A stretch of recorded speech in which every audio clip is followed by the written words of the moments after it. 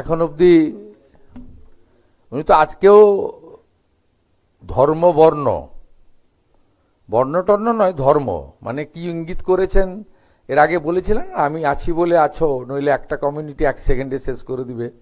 ইঙ্গিত তো পরিষ্কার। এখন অবধি ট্রান্সফার হয়ে গেছে টাকা 1,45,64,472 জনের অ্যাকাউন্টে।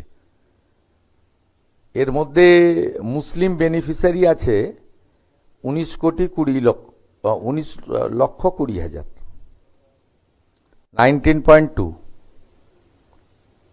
যারা যোগ্য তারা হিন্দু কি মুসলিম কি বিজেপি কি তৃণমূল কি পেয়েছেন। উনি পারবেন নাকি দেখাতে সব করে?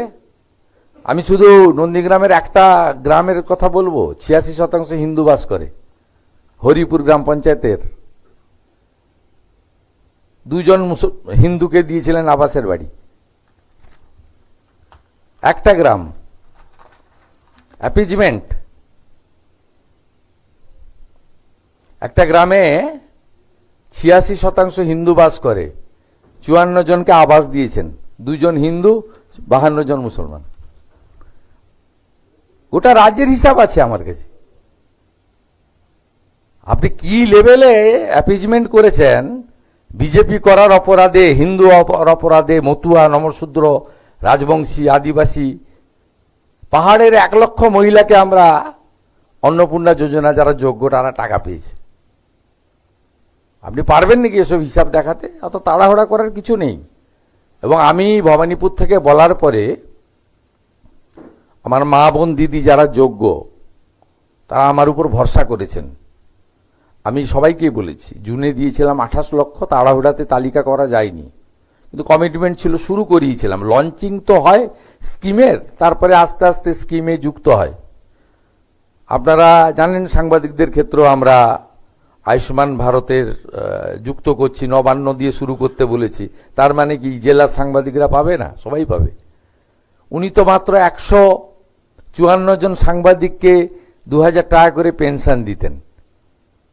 আমি তো 154 জনেরই গত মাস পর্যন্ত 2000 টাকা দিয়ে দিয়েছি, আর এই আগস্ট মাস থেকে তারা 5000 টাকা করে পাবে। আর ওই 154 জনই তো নয়, আপনার অনেক পশ্চিমবাংলার সাংবাদিক, আরো কয়েক শত সাংবাদিক রয়েছে যাদেরকে উনি ইচ্ছা, বাছাবাছি তো উনি করতেন। বাছাবাছি আমরা ওরাটা তো উনি করতেন, আমি করতাম না।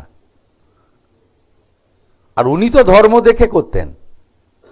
ওই জন্য নন্দীগ্রামের এই একটা গ্রামে 86% হিন্দু থাকা হরিপুর গ্রাম পঞ্চায়েতে 54টা, উনার নাম ছিল বাংলার বাড়ি, যেটা আমরা পশ্চিমবঙ্গ আবাস দিয়েছি।